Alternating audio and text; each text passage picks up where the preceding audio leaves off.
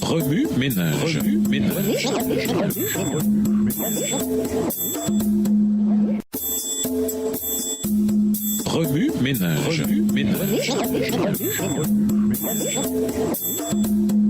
Bienvenue dans votre émission Remue ménage. Voilà la leçon 13, la vie chrétienne.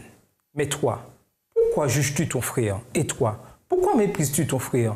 Nous aurons tous à nous présenter devant Dieu pour être jugés par lui. Romains 14, verset 10. L'époque de Paul, de Luther et de nombreux autres appartient au passé. Ils nous ont passé le flambeau pour que nous nous conformions à la volonté de Jésus et pour que nous fassions notre part dans la mission qu'il nous a confiée. Avoir confiance à 100%. Lisons Genèse 15, verset 6. Genèse 15, verset 6, Abraham eut confiance en l'Éternel qui le lui imputa à justice. Il est minuit passé. Jason, un étudiant universitaire, sent qu'il va échouer à son cours de religion. Il a besoin d'aide. Est-il trop tard? Mais il n'a pas l'habitude de téléphoner à son prof, et encore moins à une heure pareille. Mais vers qui d'autre peut-il se tourner? Il ne veut surtout pas échouer à ce cours. N'ayant d'autre choix, il décroche le combiné et appelle son prof. En entendant la voix si posée, si confiante de M. Haskell, il est surpris. Détends-toi, Jason, ça va aller. Fais-moi confiance, je m'en charge. Je vais faire en sorte que tu passes. En cet instant décisif, Jason a deux options. Il peut, premièrement, croire son prof sur parole, ou deuxièmement, continuer à paniquer et, selon toute probabilité, ne pas réussir l'examen. Comme l'étudiant typique, il y va pour l'option 2. Il s'inquiète et stresse à fond jusqu'à la tenue de l'examen prévu dans la matinée. 17 ans plus tard, « Mon Dieu, je ne suis pas prêt à mourir. Je ne sais que faire, » prie Jason, à peine conscient. Dans cet ultime effort, ses larmes coulent sur sa couverture d'hôpital et étouffent sa voix. Comment peut-il trouver la paix en face de la mort? Comment peut-il défaire tout le mal qu'il a fait pendant sa vie? Mon fils, sois en paix, ça va aller. Crois en moi et tu seras sauvé. En cet instant décisif, Jason a deux options. Il peut premièrement croire Dieu sur parole ou deuxièmement finir ses jours dans l'angoisse. Mais cette fois, Jason a choisi la première option. Leçon tirée de l'examen. Lorsque Jason a passé l'examen 17 ans plus tôt, il l'a raté comme il l'avait redouté. Cependant, son camarade juste à côté de lui, ayant écouté le conseil de M. Haskell, ce dernier a pris sa propre copie de l'examen, remplie à la perfection, et y a écrit le nom de cet étudiant en haut de la première page. Contrairement à Jason, cet étudiant a eu 100% simplement parce qu'il a eu confiance en son prof. Dès que nous commençons notre marche chrétienne, nous devons d'abord voir comment Jésus nous a traités. Il a passé notre examen à notre place pour que nous puissions le réussir. Ensuite, de la même manière que M. Haskell voulait que sa classe le découvre, Jésus nous a imputé sa vie parfaite, même si nous ne le méritons pas. Il a écrit notre nom en haut de la première page de son examen parfait, ainsi que la note parfaite. À l'hôpital, Jason a été sauvé parce qu'il a cru Dieu et que cela lui a été imputé à justice. Il a passé le test le plus important qui soit. Au revoir. Et à demain si Dieu veut. Remue ménage. Remue ménage.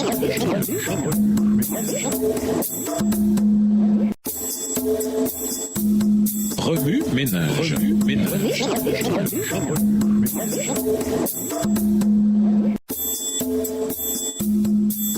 ménage. Remue ménage.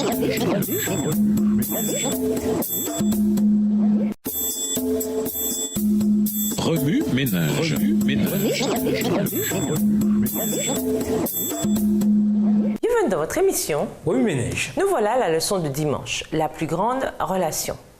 Avec l'arrivée du Christ sur la terre, les perceptions que les êtres humains avaient de Dieu ont radicalement changé. La seule lumière véritable, Jean 1, le verset 9, a illuminé notre monde, révélant clairement le caractère d'amour de Dieu que Satan avait réussi à obscurcir. Le Christ est venu pour montrer que ce salut n'était pas quelque chose que l'on gagne en suivant soigneusement un ensemble de règles rigides, mais plutôt un don de Dieu, pas le résultat des efforts. Éphésiens 2, les versets 8 et 9. Un don gracieusement accordé par le sacrifice de Jésus. Parce que notre salut est un don de la grâce, alors c'est par amour que nous suivons les règles que Dieu le Père nous donne et que nous nous efforçons de bâtir une relation avec lui et son Fils. La paix et le salut par la foi. Lisons Romains 5, les versets 1 et 2. Romains 5, versets 1 et 2.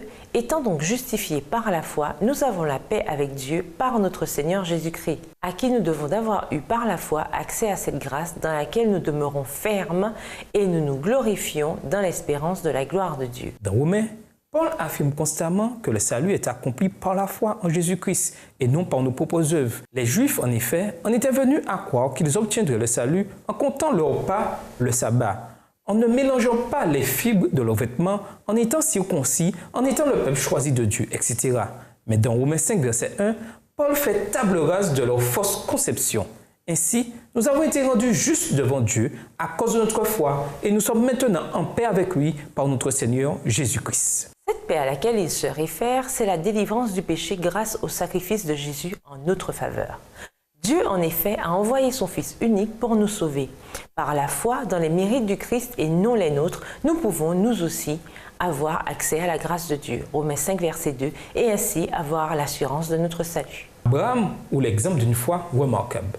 Lisons Romains 4, verset 13. Romains 4, verset 13. En effet, ce n'est pas par la loi que l'héritage du monde a été promis à Abraham ou à sa postérité. C'est par la justice de la foi. Dans Romains 4, Paul illustre la valeur de la foi en racontant l'histoire d'Abraham, une histoire bien connue de l'Ancien Testament, et sa lutte pour avoir des enfants.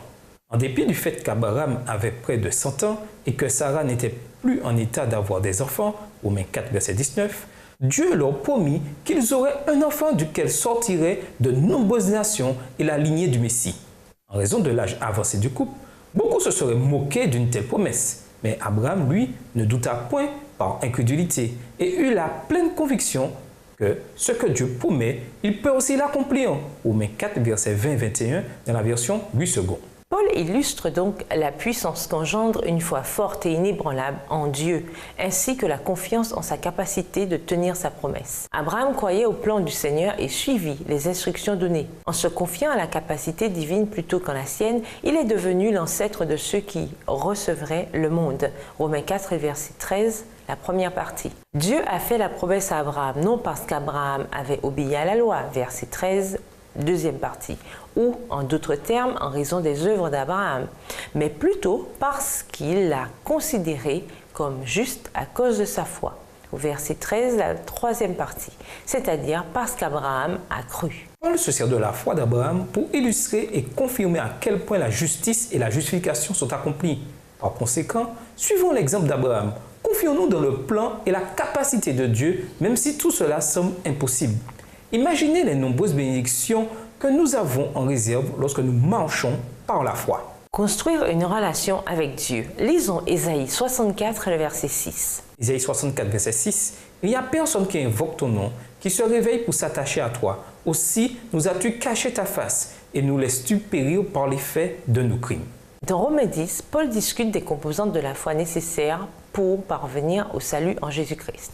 Tout d'abord, il reconnaît que les Israélites avaient du zèle pour Dieu, mais non éclairés par la connaissance. Romains 10, verset 2, c'est-à-dire qu'ils n'étaient pas fondés sur une juste compréhension des Écritures.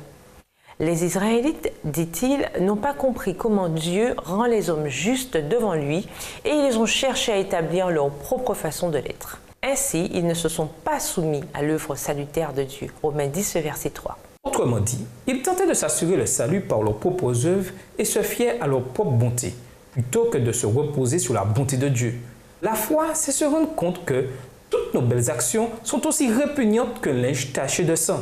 Ésaïe 64, verset 6. Et demander au Christ de nous revêtir de sa robe de justice. Remue-ménage. Que pouvez-vous faire pour approfondir votre relation de foi avec Jésus-Christ? Quelles sont les composantes essentielles de votre relation avec Dieu alors que vous cheminez sur le sentier du salut? Vous reposez-vous davantage sur certaines de vos œuvres spirituelles que sur la justice du Christ? Si oui, de quelles œuvres s'agit-il?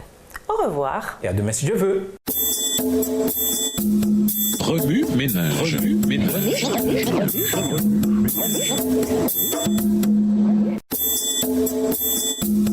Remue-ménage.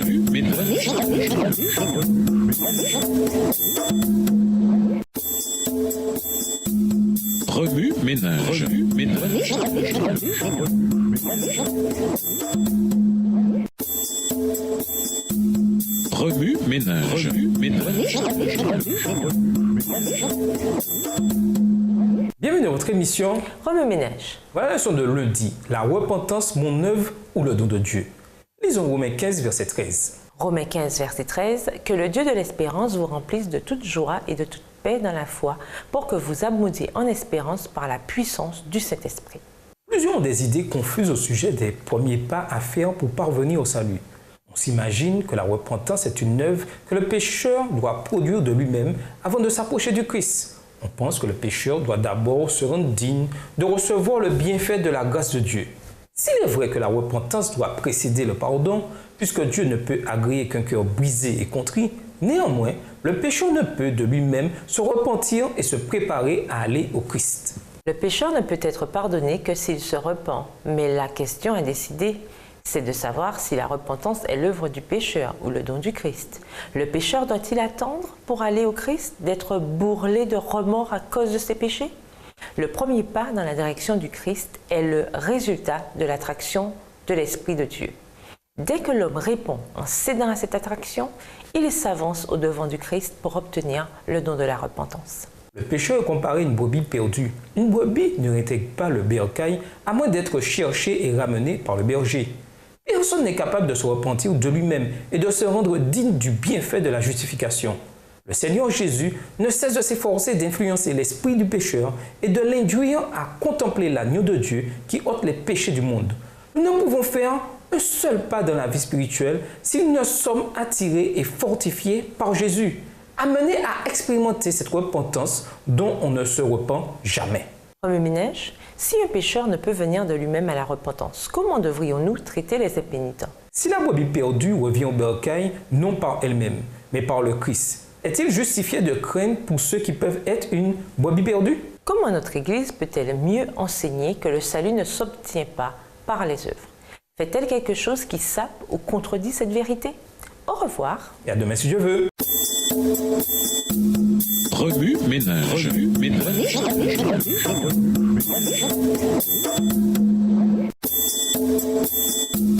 Remue-ménage. Remue-ménage.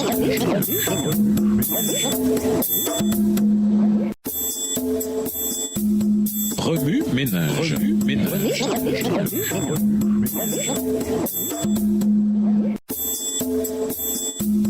Remue-ménage. Remue-ménage.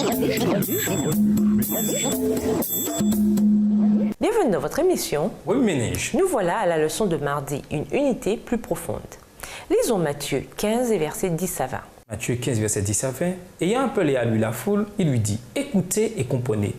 Ce n'est pas ce qui entre dans la bouche qui souille l'homme, mais ce qui sort de la bouche, c'est ce qui souille l'homme. » Alors ses disciples s'approchèrent et lui dirent, « Sais-tu que les pharisiens ont été scandalisés des paroles qu'ils ont entendues ?» Il répondit, « Toute plante que n'a pas plantée mon Père céleste sera déracinée.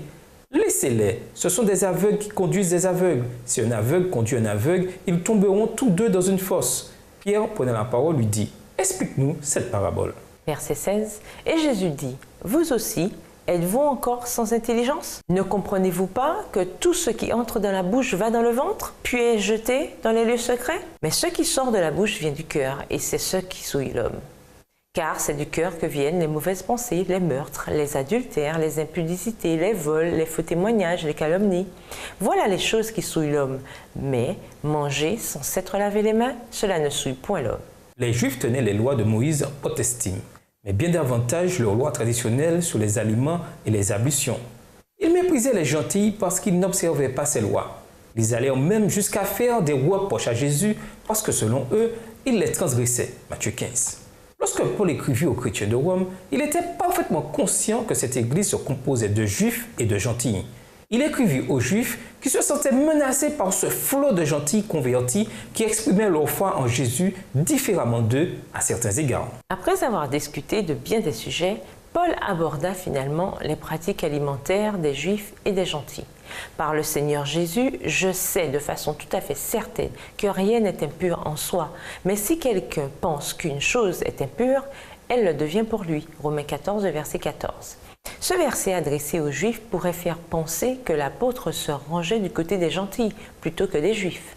En effet, ne déclarait-il pas que leurs règles alimentaires étaient obsolètes et ne relevaient que de l'opinion personnelle? Voyez ces propos au verset 15. Si tu fais de la peine à ton frère à cause de ce que tu manges, tu ne te conduis plus selon l'amour.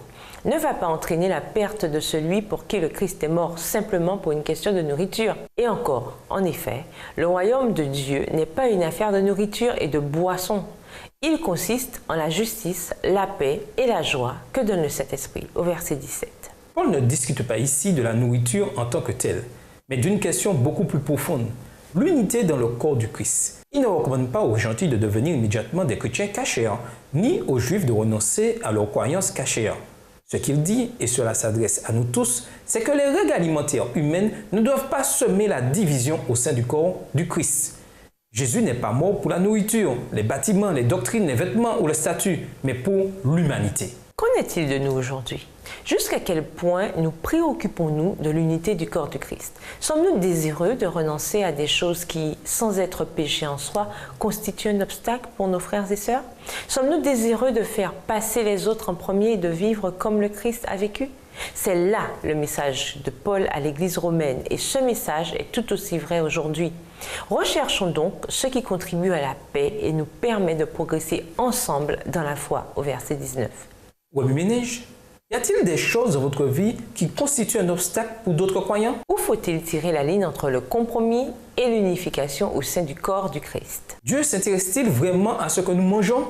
Voir 1 Corinthiens 3, verset 19, 1 Corinthiens 6, verset 12 à 20 et 2 Corinthiens 6, verset 16. Au revoir. Et à demain si Dieu veut.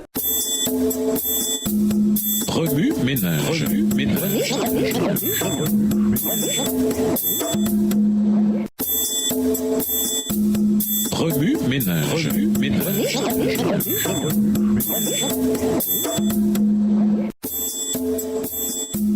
Remue ménage. Remue ménage.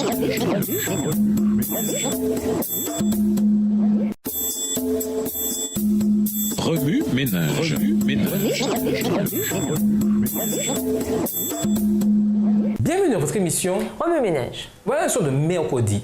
Je vais t'arranger ça. Lisons Romains 14, les versets 19 et 22. Romains 14, versets 19 et 22. Ainsi donc, recherchons ce qui contribue à la paix et à l'édification mutuelle.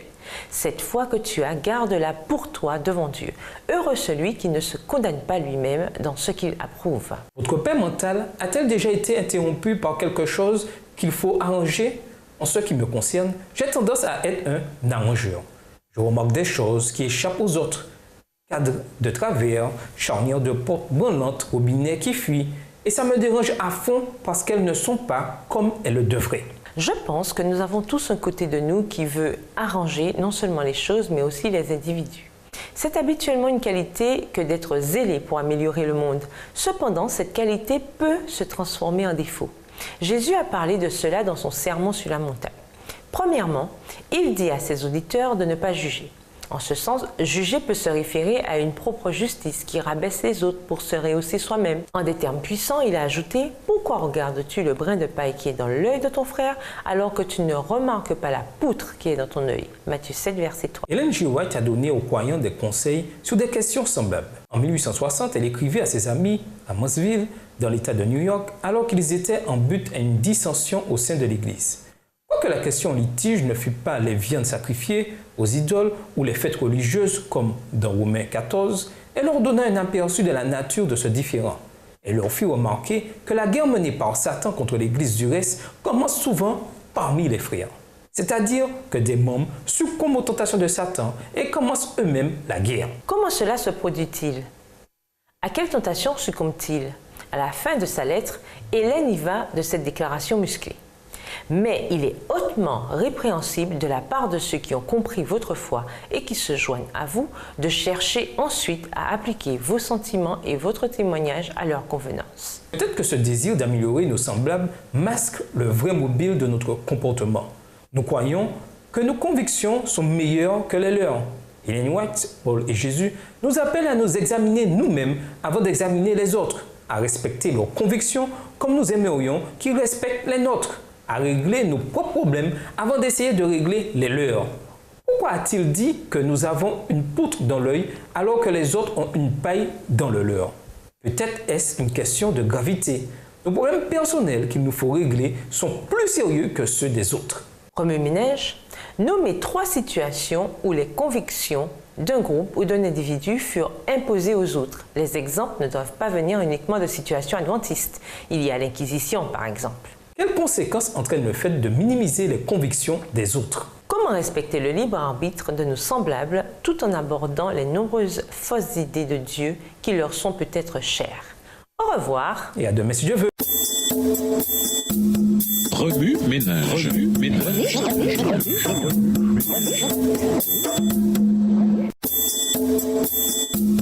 Remue-ménage. Remue-ménage.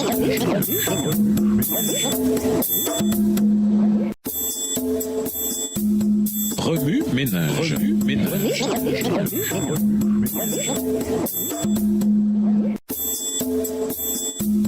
Remue-ménage. Remue-ménage.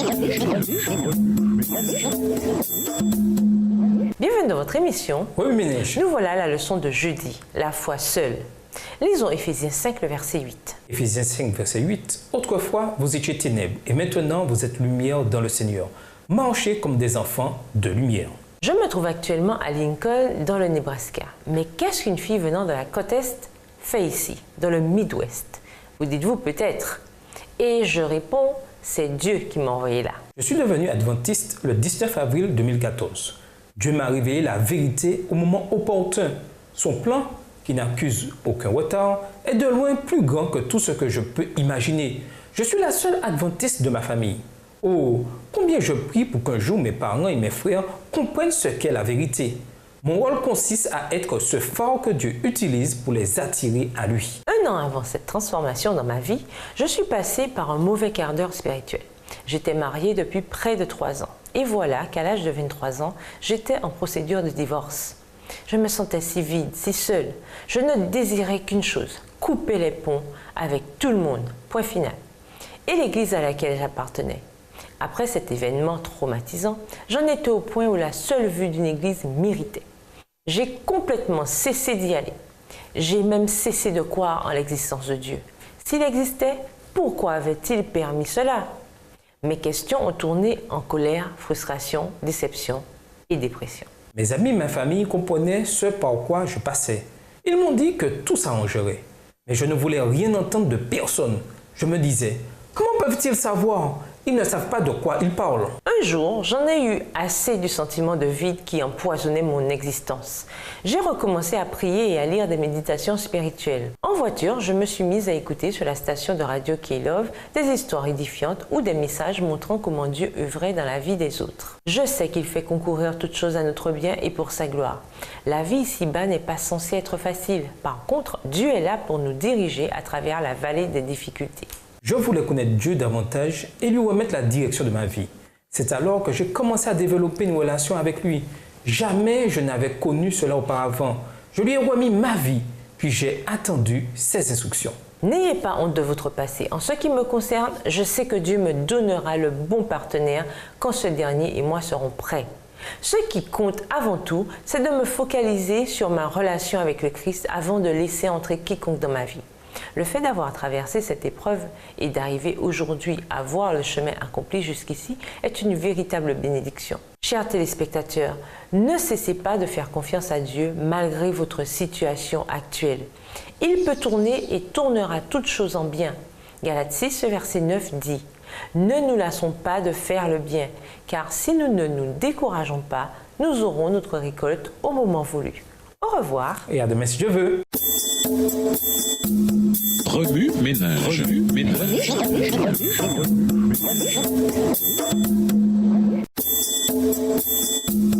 Remue-ménage. Remue-ménage.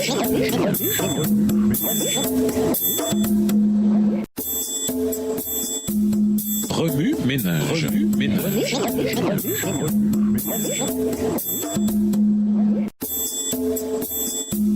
Remue-ménage. Remue-ménage. Bienvenue dans votre émission. Remue-ménage. Voilà la leçon de vendredi. Réconcilier avec Dieu. Lisons Romains 5, verset 10. Romains 5, verset 10. Car si lorsque nous étions ennemis, nous avons été réconciliés avec Dieu par la mort de son Fils, à plus forte raison, étant réconciliés, serons-nous sauvés par sa vie.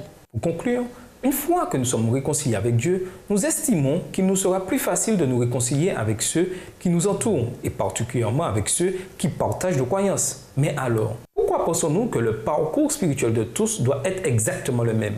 Comment les chrétiens peuvent-ils s'unir davantage et moins se préoccuper d'être tous exactement au même endroit dans le parcours spirituel? Comment pouvons-nous vivre quotidiennement dans la miséricorde et la tendresse, la compassion et l'amour, partageant notre joie, notre paix et notre espérance avec les gens de notre entourage et nos collègues de travail? Et pour quelles raisons devons-nous le faire? Pour plaire à Dieu ou pour nous humilier afin de mieux refléter le caractère du Christ dans notre vie? À quoi ressemblera le meilleur reflet du Christ en vous aujourd'hui? Offre aux idées, notez dans votre journal des moyens d'être en paix avec vos ennemis. Réalisez un collage illustrant les façons par lesquelles les chrétiens peuvent démontrer l'unité les uns avec les autres. Considérez les situations où vous ne vous sentiez pas unis avec les membres de la congrégation. Qu'auriez-vous pu faire de différent dans ces situations? Faites un jeu de rôle montrant des chrétiens de même accord. Démontrez comment ils pourraient d'un seul cœur et d'une seule âme glorifier Dieu. Discutez avec vos amis de la façon dont il faut dialoguer avec les membres de votre communauté qui sont différents de vous. Pour aller plus loin, nous vous invitons à lire le livre écrit par Ellen G. White intitulé Help for Daily Living, aide pour la vie quotidienne, aux pages 23 à 53. Ainsi que le livre Instructions pour un service chrétien effectif, chapitre 3, les pages 44 à 61, livre écrit par Ellen G. White. Et pour finir, dans le livre écrit par Jerry D. Thomas, A Thoughtful Hour 2, Living the Beatitudes, un moment sérieux de vivre les béatitudes. Au revoir. Et à demain si Dieu veut. Remue ménage. Remue ménage.